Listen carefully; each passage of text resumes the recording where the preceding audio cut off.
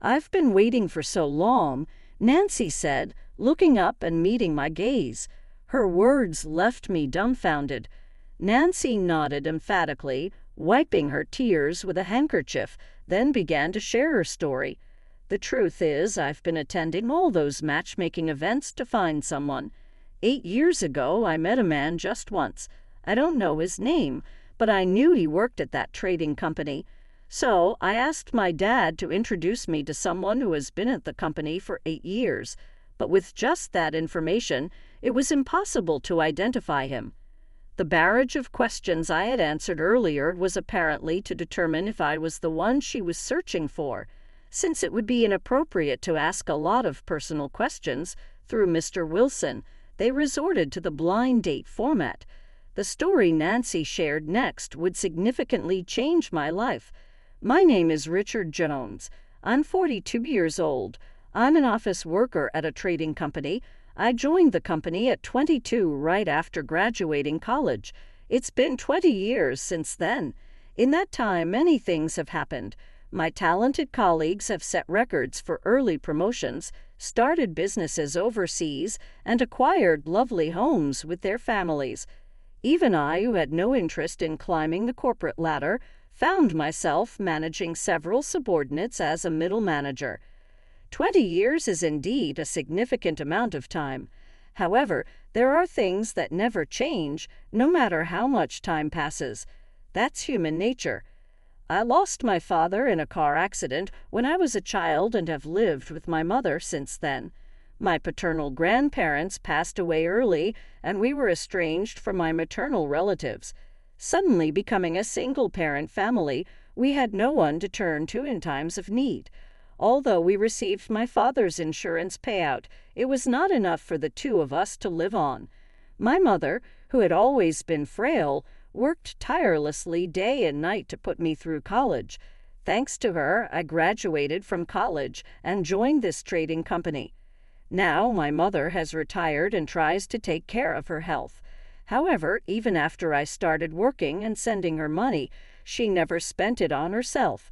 Of course, living expenses are inevitable, but if my mother thinks something is even a little extravagant, she says it's wasteful and doesn't buy it. Just to clarify, I send her enough money each month to live comfortably, and she also receives a small pension. Even though she could afford to spend on hobbies or entertainment, she stubbornly lives a frugal life, probably because the lifestyle of raising me alone after my father died has become ingrained in her. Although not as extreme as my mother, I think my personality is also heavily influenced by my childhood memories. For instance, I only eat out for work-related reasons and mainly cook at home. Sometimes I'd bike to multiple grocery stores to find the best deals. My casual clothes are mostly from fast fashion, and I cut my own hair when it gets too long. Since a senior colleague advised me shortly after I joined the company, I've chosen age-appropriate brands for work attire, but many items are gifts or hand-me-downs. In fact, the watch I wear every day is a gift from that senior colleague. There are people who enjoy checking out new brand items and collecting similar series, but I can't understand that at all because I live such a thrifty lifestyle. My subordinates think my hobby is saving money. It's frustrating to be implicitly called stingy, but it's the truth. So I can't help it. I'm a boring man with no particular hobbies or talents, living an extremely frugal life. Despite being single, it's no wonder there have been almost no romantic stories about me at this age. I thought I would continue living my quiet, solitary life. However, life is full of surprises. A major turning point, one I could never have predicted, was about to happen. My department is divided into 5 sections, and a few years ago, I was promoted to manager of one of them. I was assigned subordinates who were much more capable than I am. Thanks to them, we've managed to avoid major mistakes and consistently achieve good results. However, no matter how well my team performs, we've never been the top section in the department. The reason is that there's always another team that outperforms us. That team is led by Tom Miller. From the time he joined the company, he has always been an outstanding performer, well regarded by our bosses and rumored to be a future executive, despite being in his early 30s. Among the 5 section managers in our department, Tom is by far the youngest. By the way, I am the oldest, nearly 10 years his senior. As you can see, I am losing the promotion race badly, but our team competition is quite close. Recently, the performance reports usually show Tom's team at the top, with my team in a close second. Tom's main strength is that he has many large clients. The quickest way to boost performance is to take on clients with significant deals. Tom, skilled in people management and information gathering, has been pulling in large clients indiscriminately since his promotion to manager. Some of these clients were even forcibly switched from other companies or sections. Tom, who will stop at nothing for the sake of his performance, currently has his sights set on Mr. Wilson. Mr. Wilson is the president of a company that does $5 million in business monthly, undeniably a major client for our company. The employee originally in charge was transferred overseas, so now Mr. Wilson is temporarily overseen by the department head. Recently, word has it that Mr. Wilson is looking for a new account manager. There's no way Tom would miss this opportunity. He will likely work his way into Mr. Wilson's good graces and make him his client. This means Tom's team will probably top the department's performance charts again this month. As I sigh thinking about this, I was unexpectedly called to the conference room by the department head. He told me to accompany him on a visit to Mr. Wilson's company. Moreover, he asked me to keep it confidential from the other employees. It's almost certainly related to selecting a new account manager.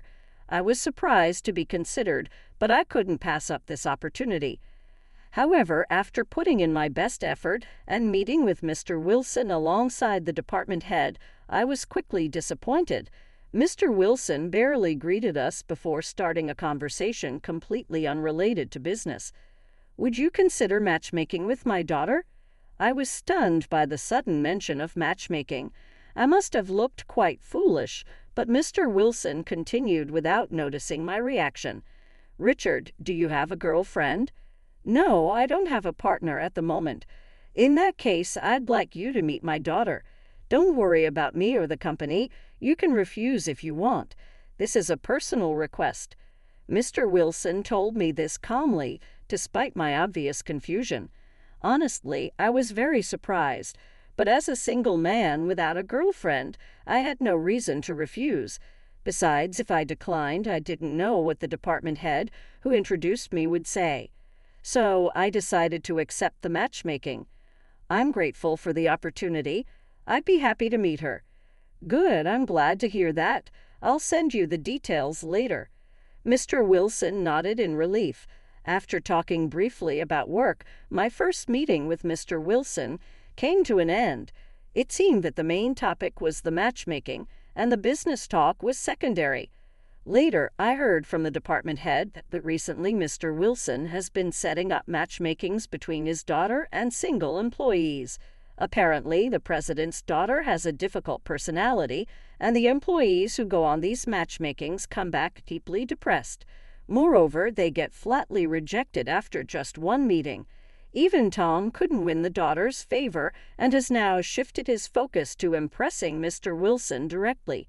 Knowing I wouldn't meet their expectations, I resolved to handle the matchmaking politely and avoid any mistakes. By the time I returned to the office after accepting the matchmaking arrangement, I already felt like I had been rejected. As soon as I got back to my desk, Tom approached me. He seemed to have guessed that Mr. Wilson had set me up with his daughter. "Richard, did you accept that proposal?" Tom asked. "I did," I replied, not sure how much I should say. I hesitated with my response. Taking it as an affirmation, Tom nodded to himself and began talking. "Is that so? The department head is not good at keeping secrets. It's obvious when and who he takes to that company. Really, Richard, didn't you notice? Almost every eligible bachelor in our department has been called in. Well, not the newbies or the really young guys. I guess younger men are excluded anyway.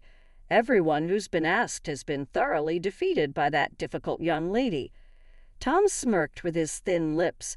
As the department head had mentioned, my matchmaking seemed to be someone with a difficult personality. Not knowing what to say, I stayed silent as Tom started venting about the young lady. "It seems he holds a grudge for being rejected. That woman has a really nasty personality, so you better be prepared, Richard. Is she really that bad?" "Worse than you can imagine," Tom continued. "First thing she does is look you up and down, criticizing your clothes and belongings. She always nitpicks in conversation and has a knack for annoying people. That's why, despite being the president's daughter, she's still single." Tom finished his rant in one breath, looking satisfied. As he snorted, having said everything he wanted, he left cheerfully for his section, while my anxiety only grew. Tom is clearly an excellent businessman. Naturally, he pays extra attention to his appearance and manners. He definitely has good taste, and I've heard he's popular with women. If Tom got rejected, what kind of young lady is she? And considering I use a second-hand watch and bag, how will she treat me? The more I thought about it, the more my spirits sank. Then the day of the matchmaking arrived. Dressed in my best suit, I waited in the designated hotel lounge. A woman appeared. It was Nancy Wilson, the daughter of our major client, Mr. Wilson. She was in her late 20s, but looked younger. She didn't look like the difficult woman the department head and Tom described. "Nice to meet you. I'm Richard Jones. You must be Nancy Wilson. Thank you for taking the time to meet me today," I greeted her. "That's not necessary." Nancy cut me off before I could finish my greeting. I was somewhat taken aback, but managed to stay composed. Had I not been warned about her personality beforehand, I would have been utterly flustered. Seeing me smile silently, urging her to continue, Nancy hesitated slightly before responding. "You're only here because my dad told you to come, right? Let's just get this over with. Answer a few of my questions, and then you can leave." "Okay, I understand," I replied. And so our matchmaking began in the worst possible atmosphere. As she had warned, Nancy bombarded me with questions.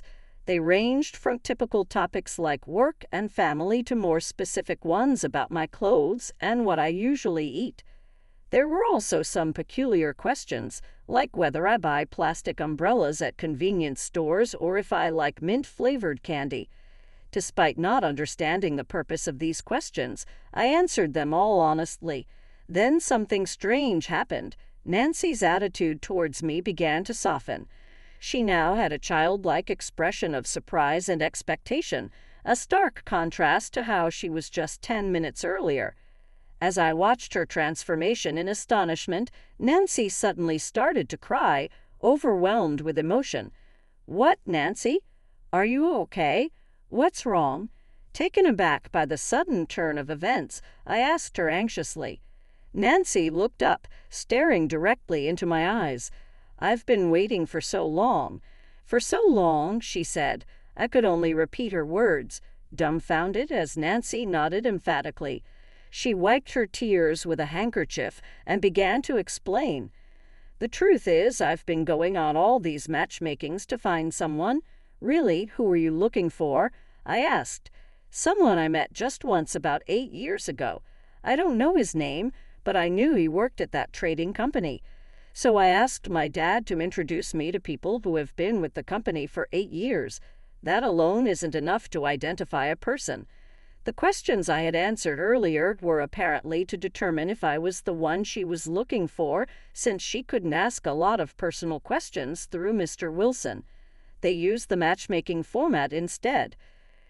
Just out of curiosity, didn't you remember his face? Wouldn't it have been easier to recognize him without all this trouble?" I asked. "Well, I wasn't interested in him when we met. I didn't even look at his face. I only recently felt the need to find him," Nancy said, looking down shyly. She wanted to meet a guy she met once 8 years ago. Our employees and Mr. Wilson were all indulging the whims of a young lady. As Nancy remained silent, looking down, I decided to ask her a crucial question. "So, you said you've been waiting for so long earlier. Am I the one you've been waiting for?" "Yes, that's right. You're the one I've been looking for, Richard," Nancy answered in a small voice, her face bright red. I felt bad for her, but I didn't remember meeting her in the past. Honestly, why would anyone want to meet an unremarkable guy like me again after all these years? I couldn't believe I was the person Nancy had been searching for, so I decided to ask her for more details. "Nancy, can you tell me about what happened 8 years ago?" "Sorry, but I can't seem to remember." Okay, with that, Nancy began to talk slowly about the past. About 8 years ago, Nancy was dating a senior she met in a college club. He was a sociable guy with a good personality and many friends, teaching the naive Nancy about various things, new places, new friends, new activities. Every day was exciting and fun, but gradually he began asking her for money. Every date he'd make lame excuses like, "I forgot my wallet," or "I'm short on cash this month," making Nancy pay. At first, Nancy went along with paying him, but she soon started to get suspicious. Then, one rainy day, they got into a huge argument while driving. During the fight, Nancy found out that he was only interested in her for her money. Devastated by the realization that her beloved boyfriend only cared about her money, Nancy got out of the car at a red light and ran away. She didn't care that her expensive clothes and bag were getting soaked in the rain. She just walked aimlessly until she found a small bus stop. Nancy sat on the bench and zoned out for a while. Then someone spoke to her from behind. "There's no bus at this hour." Startled, Nancy turned around and saw a man holding grocery bags standing there. He was wearing a suit, likely just off work, and the green onions sticking out of his shopping bag looked out of place. The man approached the bench where Nancy was sitting and, looking at the bus schedule, spoke again. "See, I told you there are fewer buses at this time. You'll be waiting for about an hour." "That's fine," Nancy answered briefly, still wary of the man who had spoken to her. She wasn't in the mood to talk to anyone. However, the man didn't seem to notice her "leave me alone" vibe. "Miss, why don't you walk to the station and take the train? I can lend you this umbrella." With that, the man offered me his black, worn-out umbrella. She didn't feel like taking the old umbrella, so she refused without hesitation. "No thanks. I can buy an umbrella at the convenience store." "Oh, right. I guess that's what most people would do. I've never bought a convenience store umbrella myself." The man didn't seem bothered by her refusal and nodded as if he was impressed by the idea. He seemed so carefree. As her guard against him lowered, memories of her argument with her boyfriend came flooding back. Tears started to flow uncontrollably, and before long, she was sobbing despite the stranger nearby. "Sorry, I don't have a handkerchief right now," the man said apologetically, offering her a mint candy instead. Confused, Nancy looked up at him and asked, "Why mint?" "Because it's my favorite flavor." "Do you not like mint?" "I thought the coolness might help stop your tears." Nancy couldn't help but laugh at the man's nonsensical logic. He seemed a bit odd, but not a bad person. She accepted the mint candy and told him about her fight with her boyfriend. The man listened quietly to her story and stayed with her until the next bus arrived. After seeing her onto the bus, he headed home with his heavy shopping bags. This happened 8 years ago. Listening to Nancy's story, I finally remembered the event. "Oh, you were that girl." "Yes, I never got to thank you then. It may be too late, but thank you so much." "No, I just listened to you talk." Seeing Nancy thank me made me feel awkward. I really didn't do much. I couldn't even say anything comforting about her heartbreak, and talking to a stranger like that might have made me seem suspicious. However, Nancy didn't seem to think that way and continued, blushing. "No, Richard, you saved me. You were kind to me without expecting anything in return, and it was the first time I realized such a person existed." Every time a man approached me for my money, I thought of you. I think being kind and expecting something in return is strange. Are there really that many people who approach you for your money? Yes, every person I've dated was, to some extent, after my wealth. Even my previous matchmakings, they only cared about my dad and his company, not me. Nancy looked down sadly. Her high-handed attitude towards her matchmakings was probably a way to protect herself from getting hurt. As I was pondering this, Nancy timidly asked, "Ah, Richard, you're the only one who's my destined partner. I think all my failed relationships were meant to lead me back to you. So, if you don't mind, would you go out with me, Nancy?" Just to confirm, you knew my age, right? Yes, you're 42. The age difference doesn't matter at all, Nancy cheerfully said. She didn't mind the age difference, but honestly, I did. Even though we had met before, we didn't know each other well, so we decided to start by being friends first. The news that I was dating Mr. Wilson's daughter quickly spread throughout the office. I finally found my destined partner, so I'm done with matchmaking, Nancy declared to her father, Mr. Wilson. It spread like wildfire. Because of this, I was bombarded with questions from both my boss and subordinates. Tom, in particular, was relentless, always trying to extract information from me whenever he could. He couldn't stand that someone he considered inferior had succeeded in the matchmaking. "What kind of trick did you use? I heard you met her before. Did you have some leverage over her or Mr. Wilson? Come on, tell me," Tom demanded.